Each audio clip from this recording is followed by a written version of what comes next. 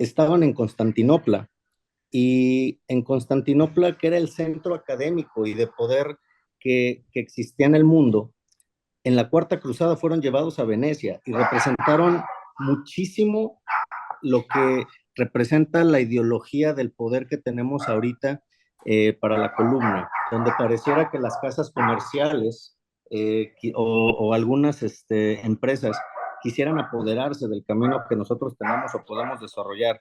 Estos caballos posteriormente fueron llevados por Napoleón Bonaparte y al Arco del Triunfo en Francia, y después Hitler los trató de replicar y los llevó a la Puerta de Brandenburgo en Alemania. Actualmente se encuentran en la Basílica de San Marco en Venecia, y son un escaparate para dar una parte de entrada a lo que va a ser esta plática, porque no, estos 4 caballos representan para mí el poder que tenemos en los neurocirujanos o los cirujanos de columna para poder no dejarnos llevar por las cuestiones económicas y poderles dar una alternativa de tratamiento a nuestros pacientes. Cuando hablamos de endoscopía biportal unilateral, nosotros tenemos diferentes abordajes que podamos utilizar. Igual que en la columna lumbar, tenemos un abordaje paraespinal, un abordaje interlaminar, un over the top o un inclinatorio. Y todos estos pueden tener variantes. Nosotros podemos realizar, dependiendo de la patología en la que estemos inmiscuidos, variantes de estos, igual en la endoscopía cervical. Si nosotros no tenemos bien puesto el horizonte, si nosotros no vemos más allá de un paisaje, nosotros no podemos orientar cuáles son las estructuras anatómicas y la importancia y el significado de lo que nosotros representamos a través de ese horizonte. Pasa lo mismo cuando hacemos cirugía endoscópica. Si nosotros no conocemos la anatomía, si nosotros no conocemos la fisiología y dominamos la técnica, es imposible que a lo mejor intentemos realizar uno de estos abordajes y llevar a un buen término lo que queremos hacer. Muy seguramente nos vamos a perder en el camino y muy seguramente no lograremos el objetivo de la cirugía, sobre todo cuando hablamos de cirugía endoscópica. Hay que entender que nosotros tenemos que cambiar la perspectiva. Esto es como navegar un dron. Cuando nosotros navegamos perdón, cuando nosotros navegamos el dron, nosotros tenemos diferentes visualizaciones, angulaciones, y podemos llevar a cabo un acercamiento, alejamiento a, a voluntad. Pasa muy parecido cuando hacemos cirugía endoscópica, sobre todo a nivel cervical. Esto tiene mucho de la mano que ver con el crecimiento de la población en general. En México somos el 10º país que tiene más población, y por lo tanto tenemos una población de viejos, los cuales van a empezar a necesitar una patología, un tratamiento de patologías degenerativas.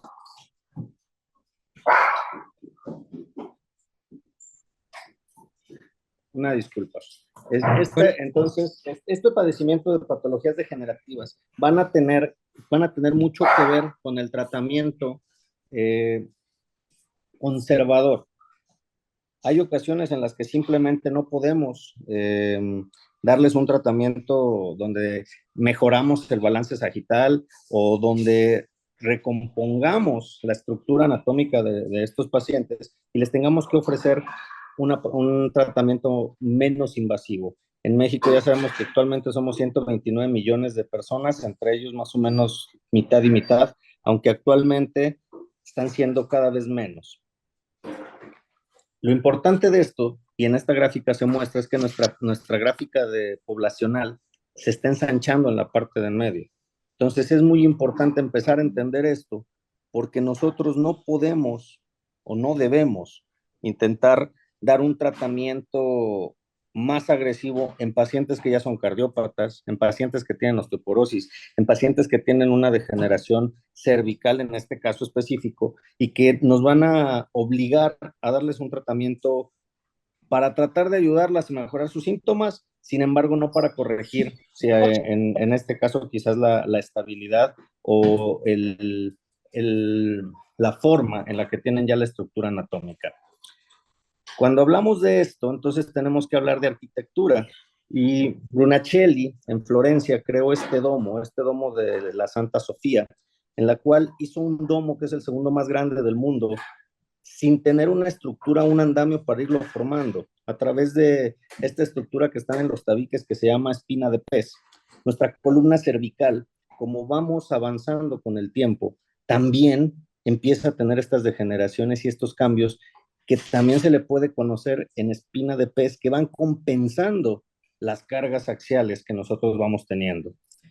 Y hoy le cumplo el gusto a un buen amigo, al doctor Antonio Sosa, y pongo este arco de Zacapo para intentar explicar cómo se trabaja la cirugía endoscópica. Nosotros tenemos un arco en el cual las partes superiores y laterales son los pedículos, el centro es la faceta y las estructuras o columnas son las láminas. Si nosotros tomamos esos puntos de referencia, nosotros tenemos que tener vectores de trabajo, los cuales pongo en la diapositiva. Y dependiendo de lo que tengamos que trabajar, dependiendo si estamos abordando un lado derecho o izquierdo, son los vectores de trabajo que nosotros vamos a tener. Está bien descrita la técnica, no es la cuestión de la plática del día de hoy, lo podemos leer en cualquier otro lado. Lo importante aquí quizás es que entendamos que en los planos musculares, en la cuestión cervical, son totalmente diferentes a la región lumbar y que si nosotros no los identificamos en sus tres capas, nosotros no vamos a tener un adecuado, no vamos a llegar al punto, al target de trabajo. ¿Por qué? Porque nosotros nos tenemos que ir pegados muy bien a la lámina y es muy diferente cuando hacemos una cirugía abierta a cuando la hacemos endoscópica, porque si nosotros no nos pegamos al hueso, literalmente, nos vamos a perder y las estructuras que están paraespinales son muy delicadas y por lo tanto tenemos que tener mucho cuidado en ese sentido e ir paso a paso. Yo no recomiendo la realización de una cirugía endoscópica cervical hasta que ya se tenga mucha experiencia en la cirugía lumbar, hasta que ya tengamos bien orientadas nuestras manos y bien adiestrado y capacitado nuestro cerebro para no perdernos en este tipo de cirugías. No estamos hallando el hilo negro. Hay un artículo de un muy buen amigo que es el doctor John Park, que nos habla de las indicaciones que tenemos para cada uno de los segmentos de la columna en este tipo de abordajes. Aunque yo difiero un poquito en algunos, porque estamos realizando un artículo en el cual cambiamos estas indicaciones, sobre todo cuando hay dolor radicular continuo y continúa después de una cirugía anterior. Casi siempre es porque hay una patología posterior. Cuando hay una radiación o una traqueostomía previa por algún tipo de tumor, las hernias extremolaterales que no están calcificadas, o cuando la sintomatología es totalmente posterior y depende mucho de la experiencia del cirujano. Contraindicaciones son relativas cuando una hernia está calcificada y la inestabilidad es de mayor de 3 milímetros o hay una subluxación, una cifosis de mayor de 10 grados. Siempre hay que intentar hacerlo con la mayor parte de tecnología que se pueda. Hay que intentar tener la electromiografía a la mano si es posible. Casi siempre por costos no es factible. Nosotros lo hacemos en más del 60% de los casos, pero hay casos donde no se puede. Hay que entender que el tipo de radiofrecuencia tiene que cambiar. Hay dos tipos de radiofrecuencia, una es de plasma y una de calor bipolar. La radiofrecuencia de plasma es la indicada para la patología cervical porque genera menos daño, tiene un espectro de menos de 3 milímetros de diámetro alrededor de donde se está provocando el calor. Y la radiofrecuencia de calor bipolar, que es la más común, si la vamos a usar hay que utilizarla en el nivel más bajo posible. Vamos a empezar con los casos clínicos para entrar en tema y para poder llevar a cabo nuestro tema del día de hoy. Así que le voy a pedir, por favor, al doctor Orlando Álvarez Medina. ¿Te encuentras por ahí, Orlando?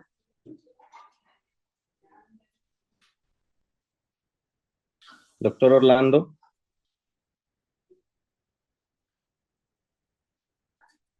Bueno, tenemos un masculino de 78 años de edad, el cual es comerciante. Tiene su padecimiento de aproximadamente 1 año y 2 meses. Él empezó con debilidad en ambos miembros torácicos, de predominio en el miembro torácico del lado derecho. tiene incapacidad para deambular con sensación de descargas en ambos miembros pélvicos. Esa sensación de descarga le recorre toda la espalda y tiene disminución de fuerza en ambas piernas. Como vemos en el diagrama, tiene fuerza 1 de 5 en miembro torácico del lado derecho y fuerza 3 de 5 del lado izquierdo. La sensibilidad está disminuida en ambos miembros torácicos y los reflejos están aumentados. Tienen Hoffman bilateral y en el miembro pélvico tiene fuerza 1 de 5 en ambas extremidades, tiene sensibilidad totalmente disminuida, casi ausente, tiene reflejos totalmente aumentados y tiene Babinski positivo. Doctor Orlando Álvarez Medina, ¿estás por ahí? Doctora Nadia. Bueno, esta es la resonancia magnética del paciente, donde observamos que hay un compromiso en la resonancia magnética en T2, tanto en flexión o extensión entre C3 y C4, porque hay una anterolistesis grado 1 de los segmentos vertebrales y porque hay un compromiso de ligamento amarillo en la porción posterior. Esta no es móvil. Lo importante de esta resonancia es que en la flexión se observa que no hay desplazamiento del cuerpo vertebral y que en la extensión no hay compromiso del canal más allá del que ya tenemos.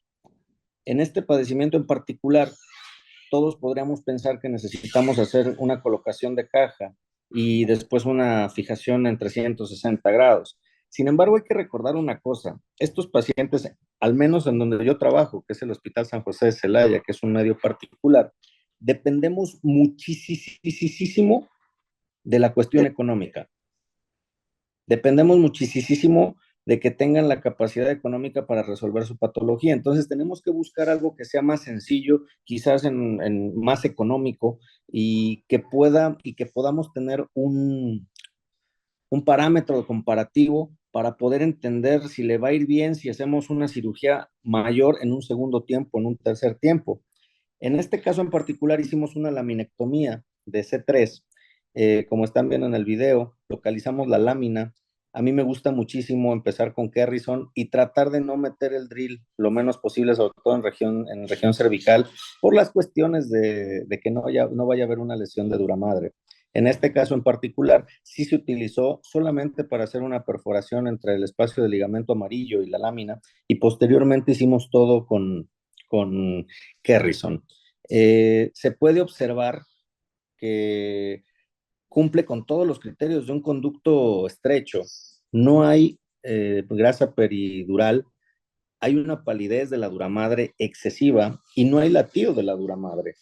Entonces, hay que hacerlo con muchísimo cuidado, hay que ir paso a paso, tratando de no dañar más de lo que ya están las estructuras nerviosas. Y por lo tanto, nosotros tenemos que tener la capacidad de ir sorteando cada uno de los problemas que se van pasando en esta cirugía. Y en esta cirugía lo importante fue que cambia un poco, empieza a cambiar el tono de la dura madre y empezamos a tener latido medular.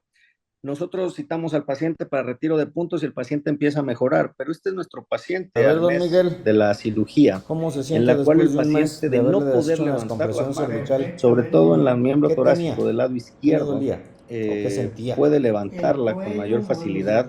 El del lado derecho le cuesta un poco de trabajo, ahorita lo verán. ¿Calambres? Y ahí nos está diciendo que ya no tiene los calambres, que ¿Ha por lo mejorado menos eso en las ya manos? puede comer por sí solo, que ya empieza a caminar Levante las con manos, por andadera, favor. que tiene la capacidad de ayudar a su familia ya cuando lo van a Pero trasladar ahí de un lado a vamos. otro, Antes no se que se hacían. puede subir al Ahora carro, ciérrame que las puede manos. caminar 100 metros, que Bájelas. para este tipo de pacientes ya es Con mucho muchísimo. cuidado y Hay usando que su pensar primero en andadera, la calidad párese, de por vida favor. antes de pensar en tener una bonita radiografía. Habrá quien me pueda decir que le pondrían una prótesis cervical anterior y después le harían una fijación con tornillos y barras o una fijación occipito cervical. Hay gente muy aventada en eso. Y la verdad es que no cambias o no mejoras la calidad de vida en estos pacientes. Camínale En este poquito. caso en particular, cuando ya se le quitó el dolor y mejora un poquito su movilidad, aunque ahí él nos está diciendo que primero necesita, él lo refiere como calentar motores para empezar a caminar, probablemente le podamos hacer una cirugía de corrección y de mejoramiento del balance sagital en un segundo tiempo. Con Pero eso si a mí me tengo, don preguntan, Miguel, este ¿eh? es Le agradezco un buen muchísimo. resultado para mí. No, El pues hecho de lo que mi veo paciente no de tenga lujo. dolor, el Eso hecho no de lo que mi hacía. paciente se pueda valer por sí mismo, a mí me hace pensar que podríamos incluso dejar así al paciente y estarlo monitoreando hasta que solita la evolución natural de la enfermedad y el tiempo nos dé la razón o nos haga hacerle una segunda cirugía. Pero en este caso en particular, al mes de la cirugía, el resultado es muy, muy satisfactorio para nosotros. El segundo caso, doctora Nadia, ¿estarás por ahí? Ahora sí ya tengo audio, Doc, dígame. Ah, a ver, tenemos un paciente masculino de 72 años de edad, es agricultor, tiene un padecimiento de 6 meses, es progresivo su padecimiento. Empezó con dolor tipo descarga eléctrica en manos e incapacidad para deambular. Tiene mucha dificultad para la misma, necesita ayuda. Tiene desequilibrio de predominio del lado izquierdo, tiene un temblor de intención en ambas manos. A la exploración física, en las manos tenemos del lado derecho fuerza 2 de 5 y del lado izquierdo fuerza 3 de 5. Tiene una sensibilidad disminuida, tiene reflejos aumentados, tiene Hoffman positivo bilateral y en el lado derecho tiene incapacidad para la oposición.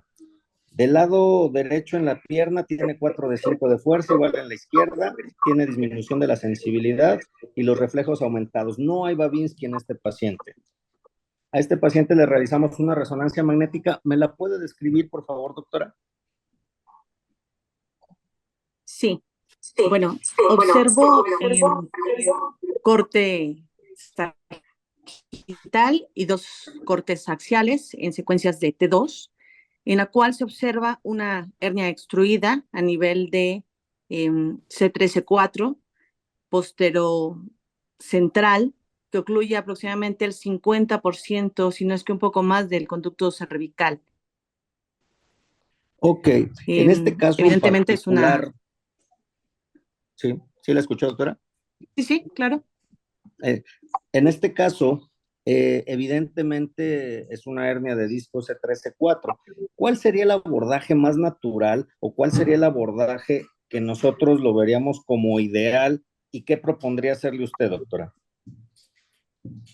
Bueno, antes de conocer los alcances de la V, yo le hubiese propuesto a ese paciente un abordaje anterior con una disectomía de C3-C4, con una colocación de una caja autobloqueante, ¿no? Con la finalidad, obviamente, de extraer la hernia y lograr descomprimir la médula, ya que también se ven cambios mielopáticos en el T2, en el corte sagital. Excelente, Nadia. Doctor Orlando, te vi por ahí, ¿andas por ahí? Sí, doctor, una disculpa, parece que tuve un problemita con mi computadora, pero ya estoy aquí en el teléfono, aquí en la... Hombre, no te preocupes, Orlando. ¿Tú cambiarías en algo lo que dice la doctora Nadia? ¿Agregarías algo? Bueno, pues mi corta experiencia aquí en cirugía de columna, yo creo que hubiera optado por lo mismo, sin no conocer pues todo el alcance de lo que es la cirugía endoscópica biportal, en ese caso, ¿no? Hubiera optado tal vez por realizar un abordaje cervical anterior y una fusión, ¿no? Con su respectiva disectomía y pues fusionar los niveles de la parte anterior, ¿no? O por Ok. un abordaje anterior. En realidad, digo, a mí me gusta mucho la idea de la cirugía endoscópica porque soy ortopedista y pues creo que si se puede resolver siempre siguiendo los criterios y las indicaciones, pues adelante con la cirugía endoscópica. Ok. Nadia, vamos a pensar que lo tienes, tú estás en el Hospital de Alta Especialidad de Oaxaca y Sí. vamos a pensar que tu paciente te dice que no tiene dinero para colocarse la caja y los síntomas que tiene son respiratorios. ¿Le harías una cirugía sin ponerle esa prótesis de la cual mencionaste? ¿O lo harías esperar? Bueno, actualmente sé perfectamente que es posible brindarle un tratamiento diferente a un paciente mediante el sistema V, ¿no? Evidentemente es una cirugía rápida, segura, que es pues reproducible debido a que se puede abordar con un artroscopio, ¿no? Y con pues material que tenemos en la institución, Kerrisons, rótons, y poder hacer la disectomía de ese nivel por vía endoscópica.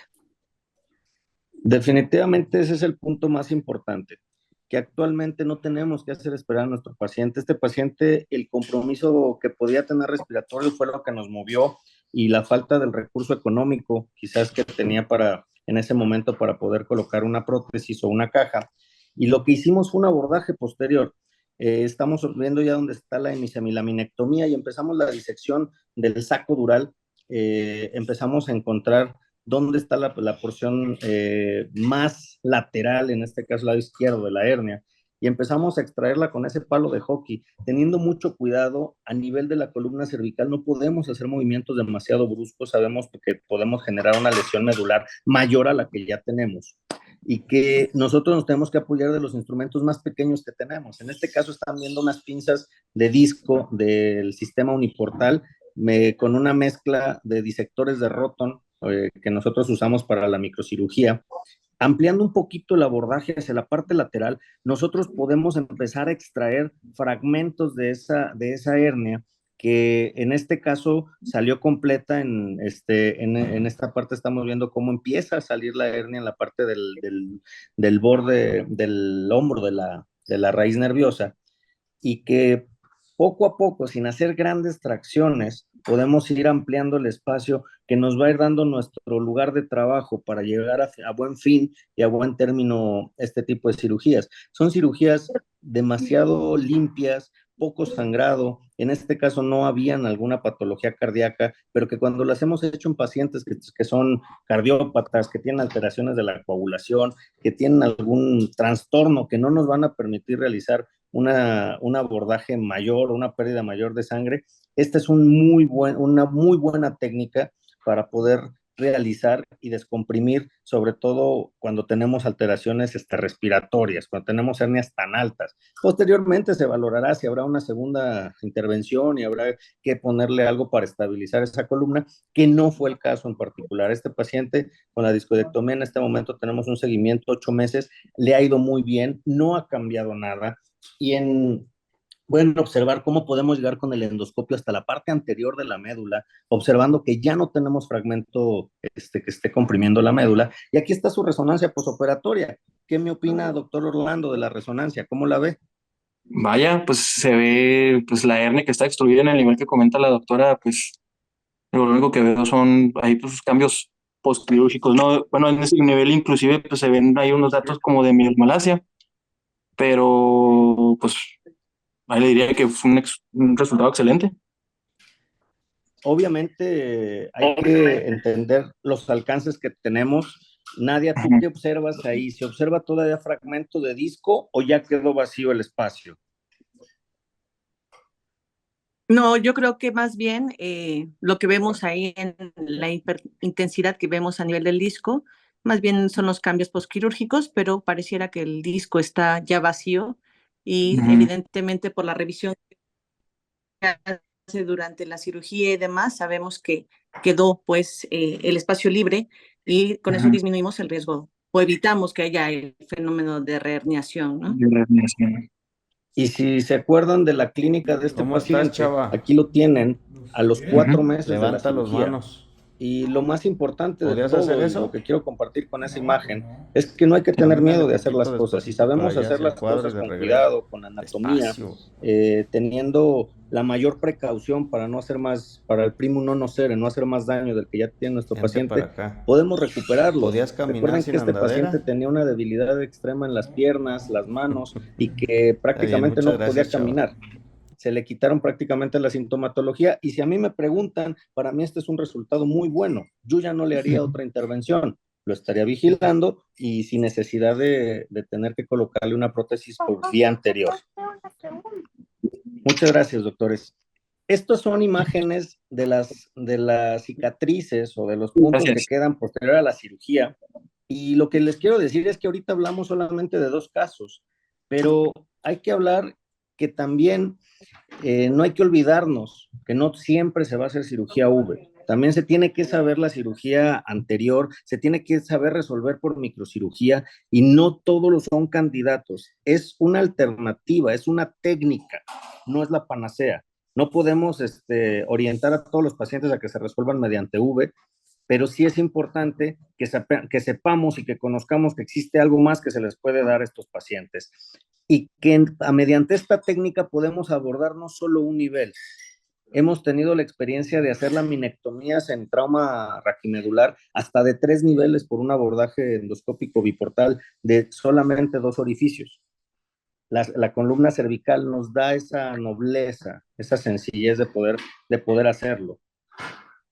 No todos los pacientes son iguales. Aquí les traigo 3 pacientes o 3 videos de cirugías cervicales totalmente diferentes. En la parte superior derecha de su pantalla tienen un paciente con una estenosis severa, el cual hizo una ingurgitación de vasos sanguíneos y que si nosotros no hacemos las cosas con cuidado, nos podemos topar con un verdadero problema.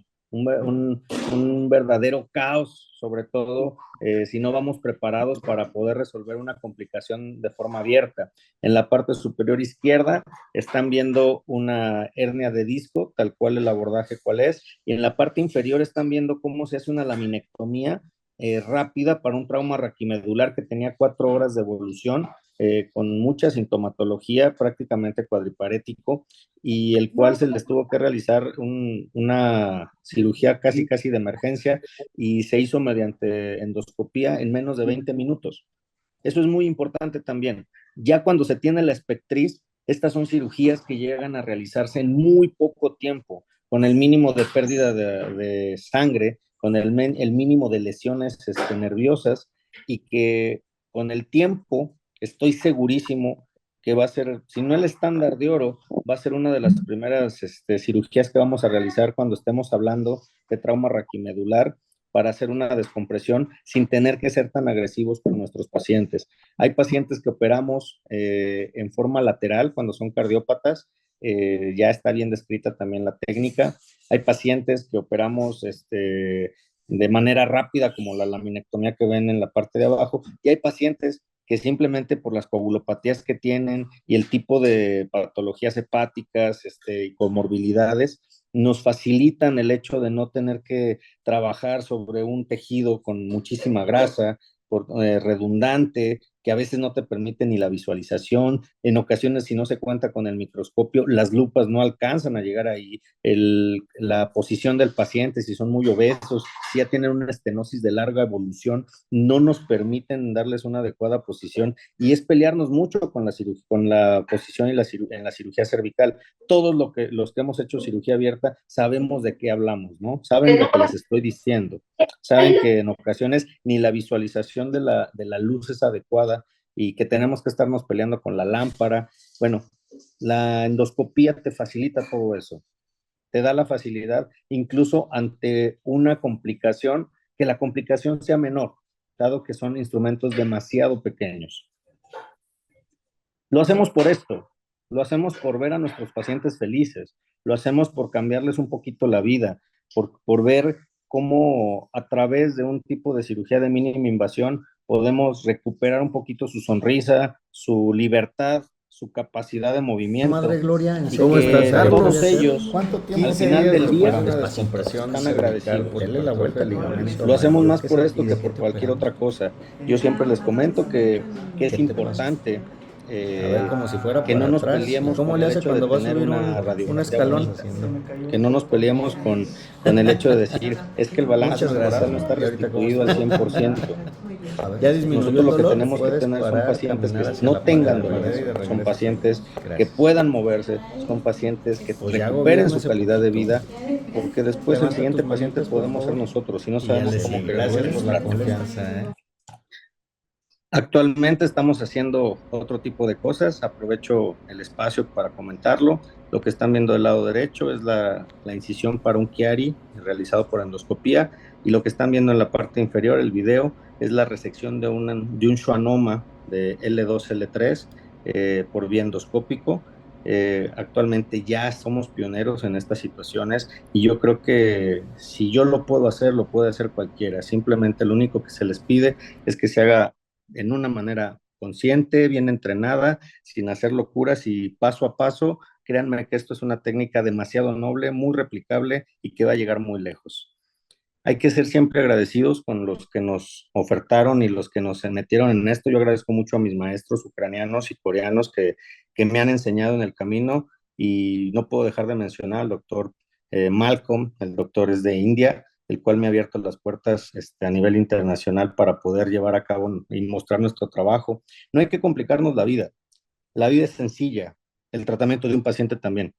En ocasiones andamos pensando qué sería lo que harían en tal hospital, qué sería lo que haría tal maestro. Hay que adaptarnos a los recursos que nosotros tenemos y a la experiencia que nosotros podemos tener.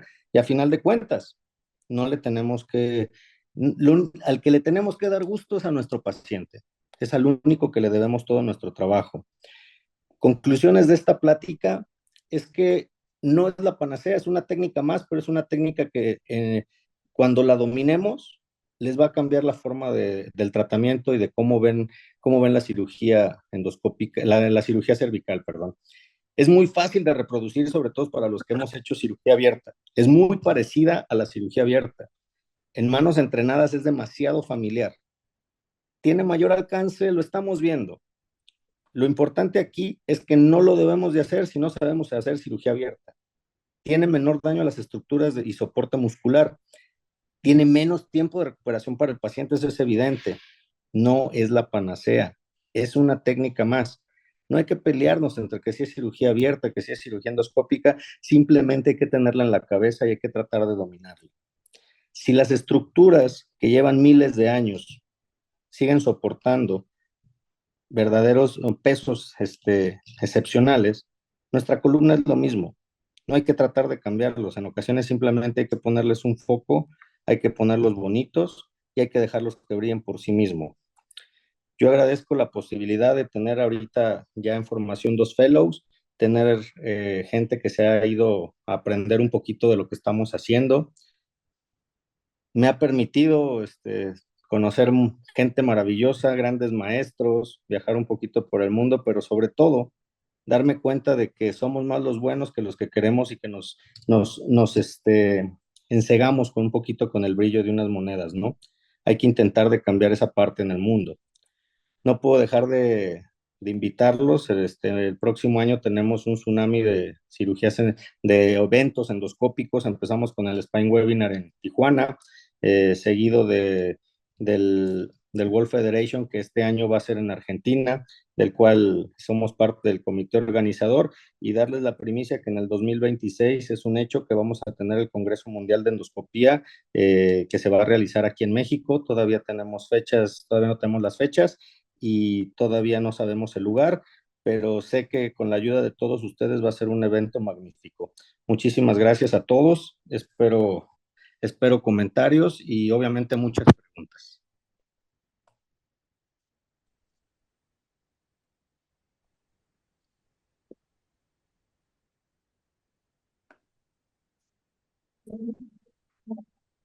Hola, doctor. Eduardo Reina.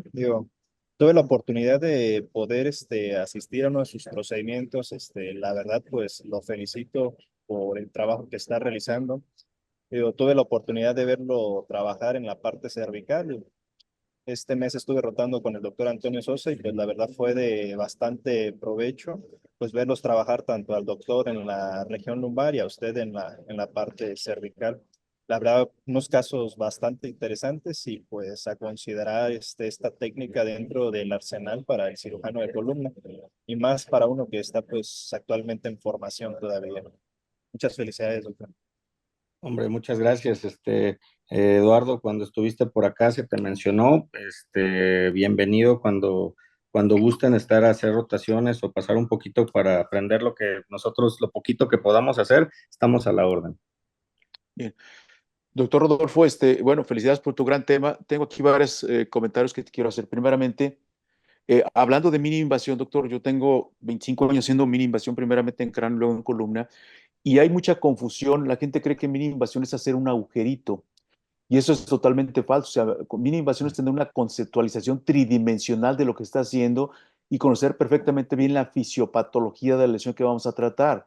Y algo muy importante es que, o sea, mini invasión no es endoscopía. O sea, les comento, puedo hacer mini invasión con endoscopía, con microscopio, con exoscopio, pero lo más importante es el entendimiento de la patología. Por ejemplo, el disco que pones, doctor, que lo sacas por la vía posterior, o sea, no se sacó todo el disco, se sacó únicamente la parte herniada del disco. Adelante todavía hay disco. Entonces, a ese paciente hay que cuidarlo porque se puede volver a herniar el resto del disco como tal. Y una cosa importante, por ejemplo, ese paciente, o sea, en columna cervical, si vemos la evolución, por ejemplo, hace 80 años cuando se hacían las técnicas de Cloward, de Smith Robinson, o inclusive anteriormente se sacaba únicamente el disco sin poner absolutamente nada por vía anterior y el paciente iba perfectamente bien. Y lo que tú comentabas al principio de tu plática, algo que ha pasado tristemente es que las compañías nos están haciendo que pensemos totalmente diferente. Y lo más importante es que tengamos un pensamiento crítico y fisiopatológico del que vamos a tratar. Entonces, por ejemplo, yo me acuerdo cuando se quitó el Cloward y el Smith Robinson decían que porque era muy dolorosa la parte de la cresta, pero que las cajas iban a ser la solución. Y vamos ahorita con cajas, con prótesis, con miles de cosas y seguimos con el mismo problema, lo que nos habla que no estamos entendiendo la fisiopatología de lo que estamos haciendo. Entonces, yo te felicito, doctor, porque en el momento que piensas diferente, pues empleas otros tratamientos diferentes y el paciente tiene una evolución diferente, ¿no? Entonces, felicidades. ¿Alguien que tenga Gracias. alguna duda, pregunta o comentario?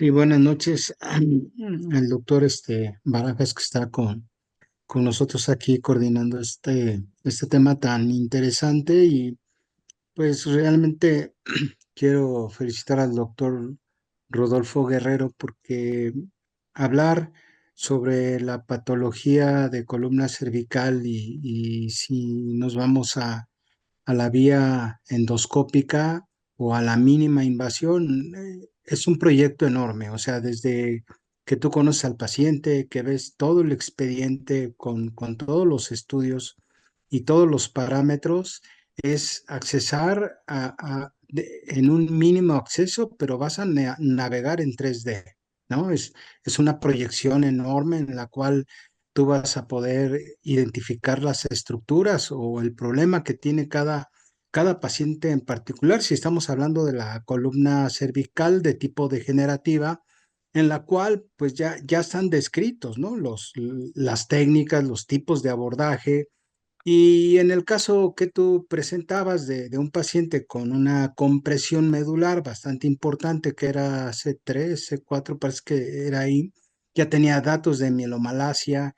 Y si nosotros nos vamos a ver el aspecto biomecánico de la columna cervical, pues sí, ahí hay que buscar el campo por el cual nosotros pudiéramos accesar por la vía anterior, por la vía posterior.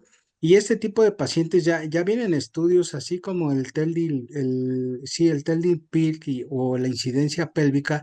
También hay cuestiones que tenemos que valorar en la columna cervical para saber si la parte sagital tiene un buen balance adecuado para poder llevar a cabo una cirugía y sobre todo de la mínima invasión.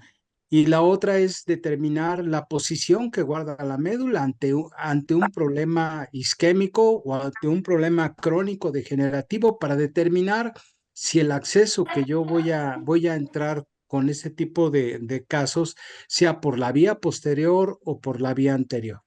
Eso a mí ya me había quedado claro hace años y lo seguimos haciendo y seguimos reproduciendo la misma técnica de acuerdo a cada patología, de acuerdo a los estudios prospectivos, estudios aleatorios, estudios multicéntricos, para poder hacer o validar la parte importante de que son los resultados. Pero se abre aquí ya otra visión, que es la que ustedes ya nos están demostrando, que es la mínima invasión, pero hacerlo en una proyección en 3D para poder resolver un problema neuroquirúrgico.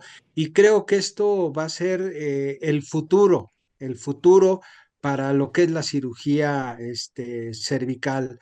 Creo que lo que vimos hoy, la verdad es que estoy sorprendido porque, vamos, los dos casos que me hubiesen puesto o los que vimos, yo los hago por vía anterior o vía posterior y puedo hacer inclusive en problemas melopáticos, como ya lo hemos sabido, la descompresión amplia, pero también cubrir la estabilización, ¿no?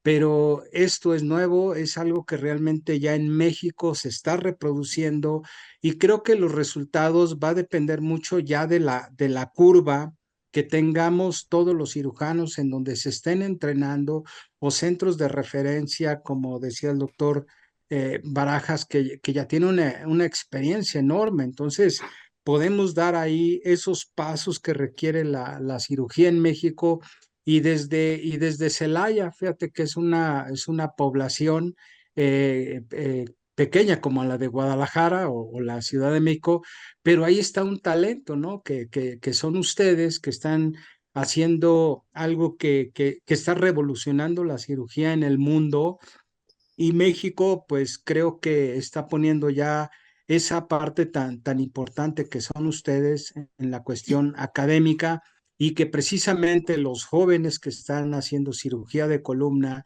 y sobre todo la cervical, ahí está, como dices, ¿no? Esa herramienta, existe esto, pero hay que entrenarse, hay que estudiar mucho para poder accesar, porque son estructuras que realmente tenemos que tenerle, como tú dices ahorita en una imagen, mucho respeto al paciente, tener los criterios, tener la experiencia, ir a ver dónde podemos especializarnos para poder hacer este tipo de técnicas. Enhorabuena, Rodolfo, pues te conozco bien, sé cómo vas y la verdad te felicito por todo eso que estás aportando para la neurocirugía o para la cirugía de columna y, ¿por qué no, para la cirugía en México? Gracias. Gracias, maestro. Otra cosa, doctor Rodolfo, que quiero comentar, hay mucha confusión. Escucho que la gente dice, yo soy endoscopista y otros dicen, yo soy microcirujano. Y es una mala conceptualización. Para poder hacer cirugía mini invasiva o cirugía convencional, primero hay que conocer la anatomía descriptiva, la anatomía correlativa, la microanatomía, los diferentes sistemas de visualización y magnificación y los microinstrumentos. Entonces, por ejemplo, el endoscopio es una herramienta más que debemos de dominar todos los neurocirujanos. O sea, no podemos decir que está el endoscopista de base de cráneo, el endoscopista de columna, el microcirujano de columna o el microcirujano de cráneo. O sea, microcirugía es una técnica y el endoscopio es un sistema de visualización y magnificación, lo mismo que un microscopio o un sistema BITOM. Y lo más importante es entender lo que se gana y lo que se pierde cuando se usa, por ejemplo, un endoscopio. O sea, si yo comparo el microscopio con el endoscopio, con el microscopio tengo la tridimensionalidad y la profundidad en todo momento. Cuando uso un endoscopio pierdo la tridimensionalidad y la profundidad y tenemos que entrenar más para poderlo hacer. Entonces, aquí lo que se necesita es que toda la gente tiene que estar en los centros de entrenamiento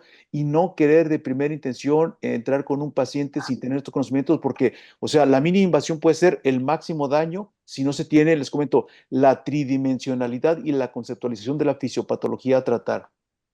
¿Alguna otra Totalmente, pregunta o comentario? Adelante, doctor Rodolfo. no, totalmente de acuerdo, doctor. Como les comenté, no podemos definitivamente pensar en hacer endoscopía si no se domina la cirugía abierta, si no se domina la microcirugía, y son pasos que se van dando poco a poco, pero que si se hacen adecuadamente, cada paso es más sencillo. Y estoy totalmente de acuerdo en lo que está diciendo. No podemos simplemente aventarnos a hacerlo sin tener la experiencia y el conocimiento. Sin embargo, pues las puertas están abiertas. Yo creo que todos los que estamos en este espacio estamos por eso, porque nos gusta la academia y porque tenemos las puertas abiertas para quien gusta entrenarse con nosotros, pueden venir el día que gusten.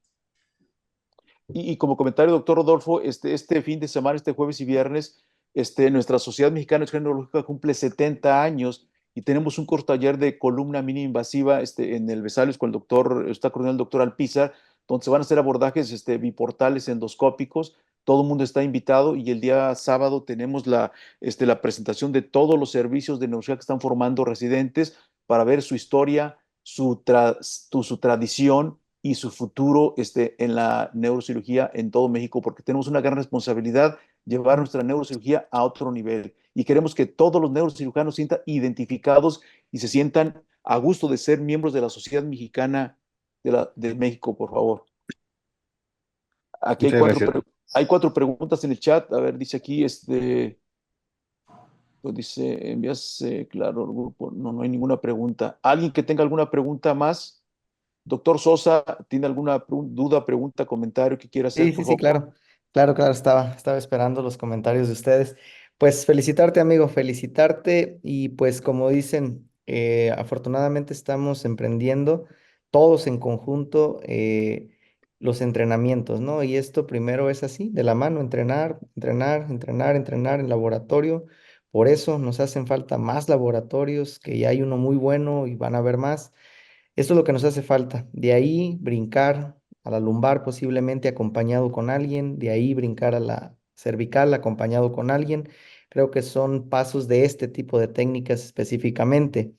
Y la pregunta, amigo, es ¿alguna recomendación que nos des para unas foraminotomías con técnica deslizante? Ok. Eh, Entrar casi en línea media Ujú. para que sabemos que el espacio es más pequeño en cuestión de las cervicales, para que en este caso sí se necesita un endoscopio de 30 grados, porque para ver el foramen ipsilateral vamos a tener que voltear la cámara a 180 grados para vernos en espejo, para ver nuestro foramen ipsilateral, y luego hacer el over the top para poderte ir hacia el otro lado, y poder ver la raíz contralateral, que va a quedar definitivamente más sencillo. Todos los instrumentos, eso lo mencioné, pero ahorita ya no lo ratifiqué, todos los instrumentos para hacer la descompresión a nivel cervical, a pesar de que es biportal, se necesita una pinza, se necesita una o dos pinzas del sistema de uniportal. Es muy pequeño, entonces no caben los instrumentos, ahí sí no caben los instrumentos que tenemos para la cirugía convencional, y sí es muy importante utilizar los instrumentos más pequeños que tengamos. De ahí en más, la técnica igual que la lumbar, en cuanto se encuentre el saco dural, verán que será muy sencillo continuar nada más, seguir la anatomía, y van a poder ver la raíz ipsilateral y contralateral sin ningún problema.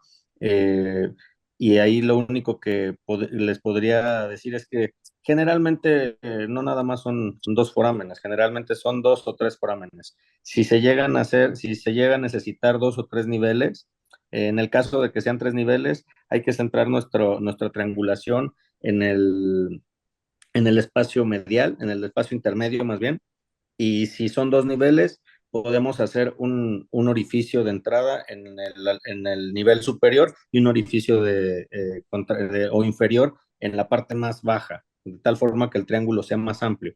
Sería a lo mejor lo que con el tiempo he aprendido, ¿no? Que eso te facilita el hecho de poder abordar varios niveles, y también abordar los forámenes ipsi y contralateral. Ok, amigo, muchísimas gracias. Y la última pregunta es, estamos hablando de cervicales, ya ves que tú lo comentaste ahorita, en el conducto cervical estrecho, cuando hay una hipertrofia, pues muy importante, el ligamento amarillo, aparte tienes una protusión discal y te hace ahora sí que una compresión, desde anterior a posterior, posterior a anterior, está muy congestivo el plexo. ¿Cómo controlas, cómo abordas el plexo? Es algo yo creo que es muy importante para las cervicales. ¿Coagulas de forma directa, coagulas de forma indirecta o cómo trabajas tú el plexo? El plexo, ni en lumbar ni en cervical, la duramadre se toca con la radiofrecuencia.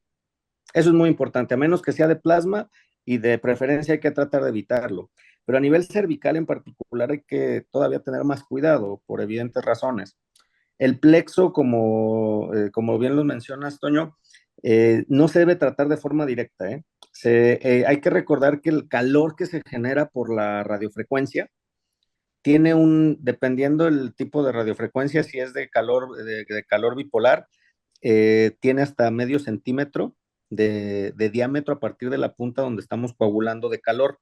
Y si es de plasma, tiene 3 milímetros. Entonces, lo que tenemos que hacer es coagular de lejos y hacer que ese calor que se genera sea el que haga que las venas se vayan reduciendo. En ningún momento tocamos las venas con la radiofrecuencia de forma directa. se trata de hacer aproximando nada más el calor, es suficiente para que el plexo que está congestivo se vaya haciendo más pequeño y nos vaya dando el área de trabajo. Pero es la única forma que se puede hacer, porque como está tan pegado a la dura madre y en ocasiones está tan pegado al nervio, la verdad es que corremos mucho el riesgo de generar disestesia sobre todo. He tenido un par de pacientes que salen con este problemita, en 6 semanas aproximadamente resuelve, pero no tenemos la necesidad de andar con ese problemita durante 6 a 4 semanas, ¿no?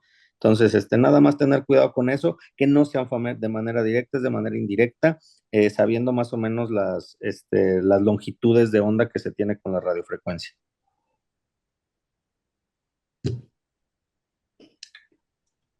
Perfecto, amigo, muchas gracias. Solamente para comentarles que hacen dos preguntas en el chat. El doctor Cristian Castelo pregunta que cuál fue la evolución posquirúrgica del paciente del trauma raquimedular de 4 horas de evolución que usted presentó. El paciente recuperó ligeramente, tenía movilidad de 1 de 5, recuperó a 3 de 5, miembros torácicos, miembros inferiores, hasta donde vamos ahorita, que es aproximadamente 2 meses, ya tiene flexión en decúbito, pero todavía no se puede parar.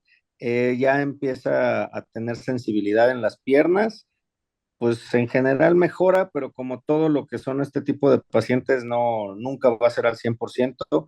Me hubiera encantado haberlo abordado de manera más rápida, o sea, que lo hubiera tenido inmediatamente, pero bueno, hasta ahorita es donde vamos con la evolución clínica, doctor.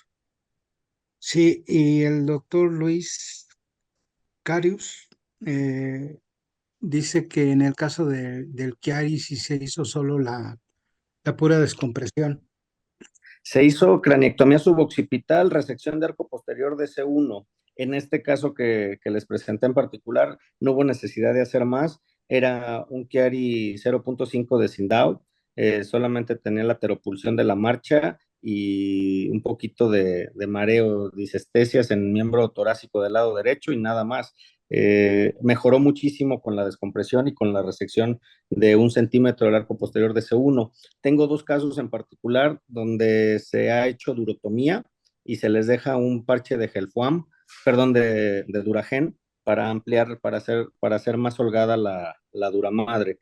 Todavía no encuentro la forma de hacer una duroplastía y que valga la pena en comparación con una cirugía abierta, pero en ese caso en particular fue la pura craniectomía y el arco posterior de C1. Muy bien, yo nada más le voy a hacer la última pregunta, doctor Rodolfo Guerrero, Sí, sí, y doctor. también va para el doctor Baraja, si no la puede contestar.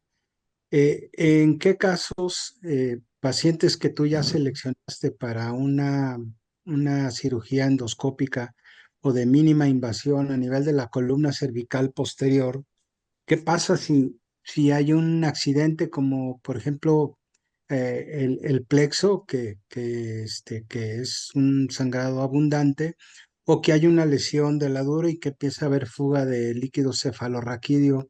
¿Siguen el mismo procedimiento hasta terminarlo o tienen, vamos, otra técnica que pudiera ser la abierta para resolver el problema? ¿O si han tenido ustedes este tipo de accidentes, cómo los han resuelto? En el caso particular del plexo, lo único que hago es aumentar el flujo de agua para ver exactamente dónde está el sangrado y se puede coagular de manera directa. Es muchísimo más fácil que en una cirugía abierta. Todavía no he tenido la necesidad de abrir un paciente para resolver ese problemita. Se puede hacer, se puede resolver sin ningún problema con nada más tomar el tiempo. No le pido al anestesiólogo a que me cuente el tiempo y no le doy más de 5 minutos de aumento de flujo de agua. Hay que recordar que el flujo de agua es muy importante en las cervicales, no debe pasar de 20 milímetros de mercurio. Yo siempre que damos esta plática en relación a las cervicales, les mencionaba que yo lo uso a gravedad y mi parámetro es el latido de la médula. Entonces, en cuanto yo aumento la presión de agua, le tomamos tiempo y no debe pasar de 5 minutos. En caso de que no se pudiera en 5 minutos, lo cerraría, le daría tiempo a que se restituyera el flujo de sangre hacia la médula y quizás lo volvería a intentar. Un tercer intento ya lo abriría. Y en el caso de la duramadre, doctor Guzmán, actualmente eh, eh, hacemos suturas, poniendo sutura duramadre, con ayuda de un bajanudos.